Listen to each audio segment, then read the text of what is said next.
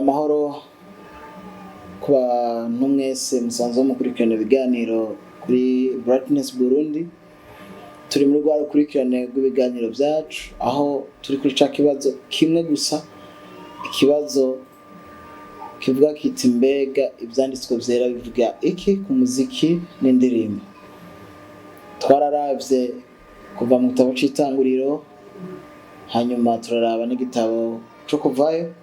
Ubu tuko turakomeza aho tugiye kurabira hamwe kijanye n'igitabo c'Abalewi. Igitabo c'Abalewi kuri bamwe n'abandi bamaze kugisoma baravuga ko ari igitabo kigumye, igitabo kigoye, abandi nawe ko barasoma hari n'igihe baca bakirengako bakabandanya. Ariko vy'ukuri nimba tuvuga ibijanye n'urufatiro rwo kwizera Kristo, igitabo c'Abalewi kiradufasha rwose kandi rwose gutahura ibijanye n'ingene Imana ibivugako. Hanyuma kaze gose uno munsi hamwe n'igitabo c'Abalewi tuza kuyaga ku bijanye n'ubucuti dufitaniye hagati twebwe abanyamuziki hamwe n'Imana yacu. Abanyamuziki muriko muranyumviriza mushobora kuba mwibaza ati mbega none mu gitabo c'Abalewi umengo nta muziki uvugwamo? Ego, ntaho tubona ivy'umuziki vyo kuririmba canke n'ibindi vyose bijana, ntaho tubibona. Ariko vy'ukuri ku bijanye n'inkuru y'agakiza n'icimana iriko ikora muri uno mwanya, igitabo c'Abalewi gifise ikibanza kinini cane gose. Turi ahantu abanyamuziki dukunda kwisanga dufise ingabire, umunsi umwe tukisanga dushobora kuvuza ingoma, dushobora kuvuza guitar solo, dushobora kuvuza guitar acoustique, ushobora kuvuza n'ibindi bicurangisho bitandukanye. Umunsi umwe ukisanga ushobora kuririmba, uwundi munsi ukisanga ushoboye kurongora canke kwandika indirimbo. Mugabo vy'ukuri ivyo usanzwe ubifise ushobora kutavyibaza ko birebire. Turi ahantu abantu benshi batibaza ku nkomoko yabo, batibaza bariko baja hehe mbega. Rero hamwe no kuvugana ku bijanye n'ubucuti hagati y'abanyamuziki n'Imana ni ikintu gikomeye cane. Iki gitabo c'Abalewi ni urukwirikirane rw'ivy'Imana iriko ikora ku musozi Sinayi hamwe na Mose ariko amuha iki? Ivyagezwe. Ivyagezwe nivyo tuza kubona bihagaze kw'isezerano Imana yari yarasezeraniye Aburahamu. Ibi vyagezwe tubona harimwo imigenderanire hagati y'umuntu n'Imana n'imigenderanire hagati y'abantu ku giti cabo. Tuza kubona rero Imana iza gukomeza cane ibijanye n'isezerano ryiwe rihagaze kuzomwumvira. Uburyo bazumvira bizoca bigaragarira mu vyagezwe. Hamwe rero n'igitabo c'Abalewi tuza kubona Imana ibigisha ingene ishobora kunagura imigenderanire hagati yabo. Ubu nyene singomba gutebera ku bijanye n'imigenderanire yabo, mugabo imbere yuko haba imigenderanire habanza kuba kwanza ubucuti. Abanyamuziki muko muranyumviriza, turafise Imana imwe, umuremyi w'ijuru n'isi, kandi niwe yaturemye na twebwe. Tubona dukomoka ku bavyeyi bacu ba mbere Adamu na Eva. Imana imaze kubumba mu mukungugu igakuramo umubiri, hama igasinziriza Adamu ikamukuramo Eva. Tubona mu buryo bw'umwihariko Imana irema abantu babiri, mugabo abagiye barakurikira inyuma bose tuza kubona baza kuboneka biciye mu guhuza ibitsina hagati y'umugabo n'umugore. Mugabo hampande yuko inkuru ibandanya, Imana imaze kurema Adamu na Eva yari yabaremye kugira ngo babeho bafitaniye imigenderanire. Iyo migenderanire yari ihagaze kuba ari umuremyi wabo, ariko kandi bakabaho bamwumvira. Tuza kubibona mu gitabo c'itanguriro igice ca 3 aho biza guhinduka. Biraza guhinduka bivanye nuko barenze kucimana yari yababwiye. Ku murongo wa 16 igice ca 2 mu gitabo c'itanguriro tuza kubona Uhoraho abarira uwo muntu ati, igiti cose co muri iryo tongo ukirye kuko ugomba, ariko igiti kimenyekanisha iciza n'ikibi ntuzokiriyeko, kuko umunsi wakiriyeko uzopfa nta kabuza. Imana imaze kubashiraho, si Imana yabaremye hanyuma icibareka ngo babeho nkuko bagomba. bari babayeho bari munsi y'uburongozi bw'Imana yabo, babaho bayumvira nk'uko bari bageze ko babaho ubuzima bakorera muri iryo tongo rya Edeni. Mugabo hadaciye akanya gato mu gice cya gatatu tuza tubona inzoka yinjira, baza wa mugore ati mbega ni iby'ukuri koko yuko Imana yavuze ngo ntimujye ku giti na kimwe cyo muri iri tongo? Umugore yishuye iyo nzoka ati ivyama ku biti byo muri iri tongo turemerewe kubirya, ariko ivyama ku giti kiri hagati mu itongo ni ivy'Imana yatubujije kandi ntitubigeko canke ngo tunabikore kugira ngo ntidupfe. Umugore avyishuye neza nk'uko Imana yari yabigeze, nimwajya ku giti mwemerewe muzobaho, nimwajya ku giti mubujijwe muzopfa. Hanyuma inzoka niho yaca imubwira ku murongo wa 4 iramwishura iti haba namba ntimuzopfa. Umva, Imana yavuze ngo nimwakijya ko muzopfa, mugizoke mubwiye haba namba ntimuzopfa. Ico yongera ko ayandi majambo, kuko Imana izi yuko umunsi mwabiriye ko amaso yanyu azokwihweza mukamera nk'Imana ku byo kumenya iciza n'ikibi. Uwo mugore abonye ico giti ko kibereye kuribwa kandi ko gihimbaye mu jisho, ari igiti cyo kwifuzwa kimenyesha ubwenge, yamura ku byo camye arabirya, ahako n'umugabo wiwe bari kumwe nawe ararya. Ni ukuvuga mu gishingo caho Imana yababujije kujya ku giti, ni ukuvuga bamaze kukijyako ivyabaye ni uko Imana yavuze cabashitseko. Abenshi barakunda kwiyumvira ati none ko tuca tubona babandanya babaho. Hano Imana ntica ibica, mbere yongere ngo irandure n'ivyo yari ihejeje kurema byose. Ariko bandanije isoma, hari ikintu ca mbere tubona, imyaka y'abantu iragabanurwa kandi abantu barapfa. Ariko igihe bari bakiri mu itongo rya Edeni, gupfa ntivyari bihari, imyaka ntiyari ihari. Tubandanije gato tuza kubona Kayini ava mu rubyaro rwa Adamu yica Abeli. Ivyo byose biza kwerekana ico bisobanura canke ivyo bahejeje gukora mu kugarariza. Mu buryo bw'umubiri, uyu mubiri uzopfa, nico gituma abantu benshi no musi tubona bapfa bakabatwara ku Mana.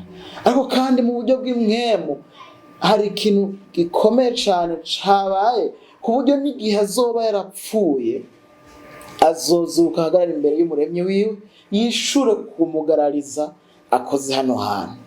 Ariko kubijanye n'ingabire rero tuza kubona abantu baza kuvukana ingabire. Abazovuka hanyuma Yubalu nk'uko twamubonye azovuka afise ingabire, hamwe azokwitwa umusekuruza w'abanyamuziki.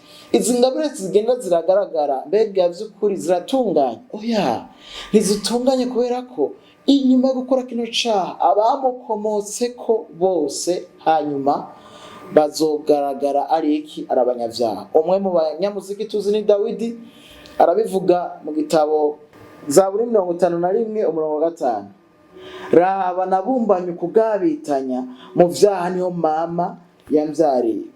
Dawidi ubwiwe aratahura neza yuko kuvuka kwiwe yavukanye iki? Ingorane y'icaha. N'umusiguzi arabivuga neza. Musiguzi igice c'indwi umurongo wa 29 havuga ngo ico nabonye niki kimwe gusa, nuko Imana yaremye abantu bagororotse, ariko bo birondereye ivyo bigeneye vyinshi. Ubu ni Salomo ariko arabivuga. Imana yaremye ibintu bitunganye. Turabibona mu gice ca mbere, Imana ihejeje kurema ivuga ngo ibintu vyari bimeze neza, ariko abantu birondereye bahisemo uku guhitamo kwa Adamu kuza kubwirane, kuza gufatira uruvyaro rwose ruzomukomokako. Nico twita icaha c'inyanduruko. Naho umunyamuziki no musi atararongora, ataruba kugwiwe, ejo igihe azohava gubaka, Imana ikamuha ingabire y'umwana, uwo mwana azovuka afise ingorane y'icaha. Hari abantu benshi bakunda kuvuga ngo umwana akivuka ngo nakamarayika bishitse agapfa ngo agiye mu ijuru. Kuvyukuri Bibiliya itwereka ko umuntu ari umunyavyaha. Ndifuza ko abanyamuziki nabo nyene mutahura yuko muri abanyavyaha. Ushobora kuba muko muranyumviriza mukavuga muti oya je sindi umunyavyaha. Uri umunyavyaha. hari uburorero bwinshi bwerekana ingene abanyamuziki ari abanyabyaha. Imbere yuko turabwo burorero, reka turabe ingene Bibiliya ingene bivuga kuri iyo ngorane ya Adamu n'uruvyaro rwiwe rwose n'abanyamuziki bazozanya. Yobu igice ca 15 umurongo wa 14 kavuga ngo umuntu byoshoboka bite ko aba uwera, canke wavyawe n'umugore ko aba umugororotsi. Hanyene mu gitabo ca Yobu igice ca 25 kane gushika 6. None rero umuntu yoshobora ate kuba umugororotsi imbere y'Imana, canke wavyawe n'umugore yoshobora ate kuba utunganye? Raba n'ukwezi ntigufise ugukayangana, n'inyenyeri ntizitunganye mu nyonga zayo. Nkaswe umuntu ubuntu kandi ari inyo, n'umwana w'umuntu kandi ari umusibo. Umwana w'umuntu ninyo, umwana w'umuntu n'umusibo. Abantu benshi ayo majambo arakunda kubababaza. Iyo tuko turababazwa no kononekara kwacu, nuko tutaba dutahura by'ukuri ivyabaye mu gice ca 3. Igice ca mbere n'ica kabiri ibintu byose biba bitungana, ariko kuva mu gice ca 3 inkuru ibandanya yerekana ukononekara k'umuntu n'ingene Imana igerageza kunagura imigenderanire yatose kadro. Nari nababwiye nti reka tuvuge no ku banyamuziki, turetse ibi iri kwiravuga. Nama ndi kumwe n'abanyamuziki, hari igihe bavuga bati twe ntiturabanyabyaha, ariko by'ukuri ni bande iyo badashoboye kurongora byari biteze ko barongora muri evenement, muri concert, batsitara bababara? Ni bande iyo batabashize muri backing, hahandi baba mu mugwi w'abaririmba imbere bagafata microphone, iyo batabashize hajya? Ni bande bumva by'ukuri yuko batanyuzwe? Ni bande iyo batakomewe amashi, batavuze ko babiryoheje byagenze neza, bakumva boryohererwa? Ivyo ni bande? N'abantu b'abanyamuziki, kandi by'ukuri bigaragara umengo barabizi, babikora neza. Naho uririmba neza, naho uvuza neza, naho ukora ikindi gikorwa cyose mu ngabire zijanye n'umuziki, kuko ari go rubuga rwacu, by'ukuri uri umunyabyaha. Birakenewe rero yuko twiyumvira kuri ico kintu, kuko ibijanye n'ubucuti dufitanye n'Imana buhagaze ubwa mbere ko ari umuremyi wacu, ubwa kabiri hari intumbero yo kuturema. Iyo nayo ni kugira ngo tubeho tuyihesha icubahiro mu kuyumvira. Mbega none birakunda ko umuntu ashobora kwihesha icubahiro? Oya, kuva kuri Adamu ntibyakunze ko ashobora kubandanya ayihesha icubahiro. Yahindiwe hanze itongo rya Edeni, n'uruvyaro rwiwe rwose ruri hanze. Imigenderanire yari hagati y'umuntu n'Imana yaratosekaye. Hanyuma igikorwa ca Yesu Kristo ntigishobora kuba indirimbo yacu, ntigishobora kuba ico duherekeza mu ndirimbo, igihe tudatahura ubwa mbere ko turi abanyabyaha. Turahana abanyamuziki bivanye n'ubukene bw'ishengero, buvanye n'aho mukenewe, muca muhamagagwa, mugaherezwa ibikorwa, mugasanga ntimuriko muca kuri za nyigisho z'urufatiro zigufasha gutahura ubwa mbere yuko uri umunyabyaha kandi uri munsi y'uburake bw'Imana n'urubanza rwabyo. Nico gituma gutebera uno munsi kubijanye n'ubucuti, tugomba dufasha nk'abanyamuziki gusuzuma by'ukuri yuko dutahura ko turi abanyabyaha. Kristo ntaradukiza igihe tutemeranya n'ivyanditswe vyera ko turi abanyabyaha. Na Yohana ubwiwe mu makete 3 yanditse kategiyo rya mbere arabivuga neza. Iyo duhakanye tukavuga ko turi abanyabyaha, ijambo ryiwe ntiribari muri twebwe, turi abanyabyaha. Ubu uri kuranyumviriza, mbega umwumvise ndakubwiye ko uri umunyabyaha, wiyumva gute?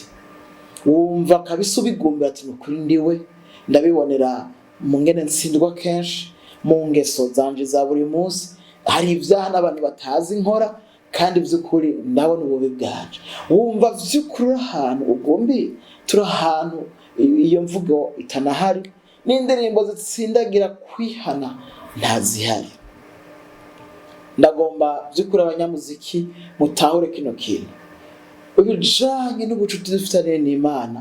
Iyo Mana ubwa mbere ni Imana umuremyi w'ibiriho byose, ariko kandi ni Imana igororotse kandi ni Imana yera.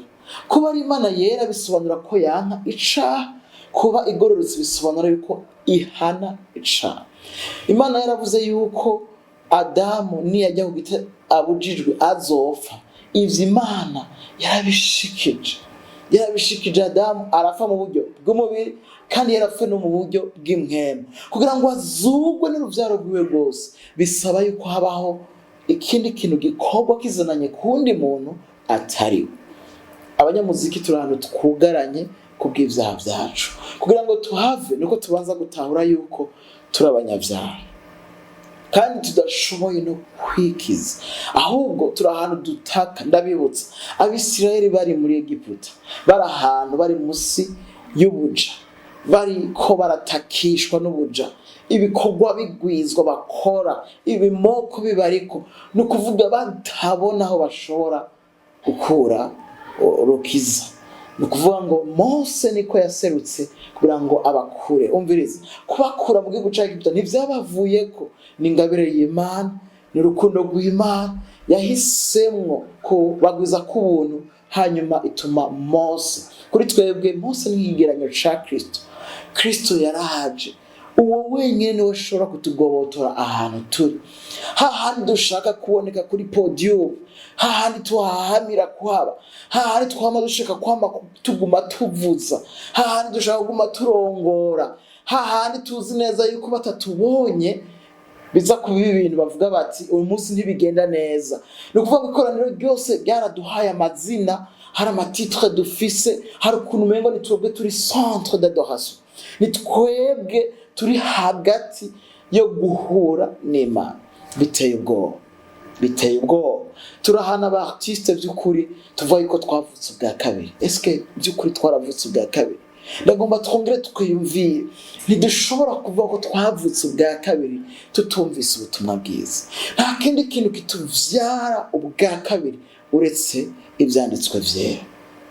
Abenshi navuze kenshi mba ndi kumwe n'abanyamuziki, iyo tuko turavugana mbega intaye y'agakiza yawe ni iyihe, wavutse ubwa kabiri ryari, hari habaye iki, wabimenye gute ko ari Imana yakuvyaye ubwa kabiri? Ivyo bibazo birabagoyera kwishura. Namwe bw'ibyo ko muranyumviriza mwumve mo vyishura. Ndasubiramo, by'ukuri waravutse ubwa kabiri? Inyishuri yihutishwa kuba ari ego. Wabimenye gute ko wavutse ubwa kabiri? Hari habaye iki ico gihe? Izo ni ibibazo bidufasha gusuzuma. Turi ahantu mu gihugu cacu bivuga ngo ibice 99 ngo n'abantu bumvise ubutumwa bwiza.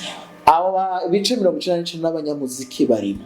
Abenshi uzumva ko ukuvuka ubwa kabiri kwabo niko bavukiye mu muryango ukijijwe, kubera ko papa wiwe wari pasteur, ko afise titre kanaka, aca kurira muri chorale. Ni ukuvuga uyo muntu ingabire y'uciraseruka baca bamukubita muri groupe de louange na adoration, aho azorongora ejo. Ubu n'umuntu tubona yuko umuntu ariko by'ukuri we n'Imana yiwe bazinanye hehe, ko abimanizi yabavyaye ubwa kabiri? Hari abandi bakubwira bati jewe narabatijwe mu mazi menshi. Kubatizwa mu mazi menshi by'ukuri cyo bituma uvuka ubwa kabiri? Sindavyibaza. Kubera iki? Ajya amazi n'ikimenyetso c'umuntu yamaze gutahura ubwa mbere ko ari umunyavyaha kandi adashoboye kwikiza. Ubwa kabiri akabona yuko gukira kwiwe guhagaze mu gikorwa Yesu Kristo yakoze. Hama ajya amazi kaba gushinga intahe byonyine, ariko samazi ubwayo agiranye ashobora kutuvyara ubwa kabiri. Tuvyaga ubwa kabiri n'ivyanditswe vyera, nibwo butumwa bwiza. N'igihe tubwumvise tukumva iyo nkuru ya Kristo nico yakoze, tukumva tunyiganze gose, tukumva yuko dukeneye, kumwe Paulo abivuga ngo ninde azokwambaza, azotaka agasaba kwakira Kristo nk'umwami n'umukiza mu bugingo bwiwe. Mu gitabo c'Abaroma Paulo arabivuga igice c'10:17, kuko kwizera kuva ku kumva kandi ukumva kuzanwa n'ijambo rya Kristo. Turi ahantu mengo twokwizera kubera ko twasubiyemo amajambo menshi, twokwizera kubera ko badusengeye. Oya, vy'ukuri ukwizera guhagaze ku kumva ijambo rya Kristo, ubutumwa bwiwe, icari n'ico yakoze, ariko kandi ivyo byose bifatanye n'ingene twebwe tumeze kuva ku muvyeyi wacu wa mbere Adamu. Rero hamwe n'ubucuti dufitaniye n'Imana bimeze gute? Iki gitabo c'Abalewi, Imana iko yanagura imigenderanire kandi yamaze kubacungura. Mose niwe yabaye ikigereranyo ca Kristo kuri twebwe. Nituza kuvuga ivy'imigenderanire twabanje kubona ko dufitaniye ubucuti hamwe n'Imana, kugira ngo tuve ku bucuti tuje mu migenderanire nuko duca muri Kristo Yesu, nuko tumwakira mu buzima bwacu, nuko twumva inkuru yiwe, nukuri tukumva yuko tumukeneye mu buzima bwacu. Yohana arabivuga neza mu gice cya 3 ku murongo w'8, nkuko umuyaga uhuhuta udashobora kumenya iyo uva n'iyuja, niko umuntu avyawe na mwemu wese. Amen. Cari kiganiro hagati ya Nikodemu nawe. Nukuvuga kuri Nikodemu ntiyatahura gutandukanya kuvuka mu buryo bw'umubiri no kuvuka mu buryo bw'imwemu. Twese twaravyawe mu buryo bw'umubiri. Nico kitwereka yuko tunakomoka ku bavyeyi bacu, nabo bakomotse ku bandi gushika dushikiriye Adamu. Nico gituma turi n'abantu b'Imana, ariko ntituri abana b'Imana. Yohana cyongera akabivuga cyo cyambere ku murongo wa 12 ko bose bamwakiriye aribo babaye abana b'Imana. Babaye abana b'Imana kubwo kwizera izina ryiwe. Twaramwizeye none ingene mwe mu yaratuvyaro bwa kabiri nigitangaza akora muri twebwe. Umviriza ivyanditswe vyera nivyo bisuzuma inzira zose twovuga ko twakirijwe, imigenzo yose, ibijanye n'imigigwa byose bisuzumwa n'ivyanditswe vyera. Uri umunyamuziki, uracuranga, uraririmba, ukora iki mu bijanye n'umuziki, wongera usuzume yuko wavutse ubwa kabiri. Biroroshe gushobora kuba mu munyenga w'abakijijwe mugabo mutazinanye n'Imana. Biroroshe cyane gushobora kuba uhagaze ku ngabire gusa ariko mutazinanye n'Imana. Ko baragahinda cyane kuko urufatiro rw'ingabire zacu nk'abanyamuziki zihagaze ku bucuti dufitaniye n'Imana, ariko ubwo bucuti ubwa mbere nuko bwatosekaye igihe twacumura muri Adamu. Ariko hariho Kristo yaje, niwe dukeneye kumva inkuru yiwe, hanyuma mu buntu bwayo akadukiza, tugashobora kwemeza ati nukuri je naravutse ubwa kabiri, ndazi igihe yamvyariye ubwa kabiri, ndazi cari cabaye, ndazi n'uburyo nabimenye. No musi mfise mwemu yera muri jewe, ico gihe tuzorushiriza gutama, kandi ico gihe bizogaragara ingene ubuzima bwacu rero bubandanya bubaho, nkuko tuzobibona mu kiganiro gikurikira ku bijanye n'imigenderanire. Imana ishize kuduha kuvyiyumvirako. Murakoze cyane.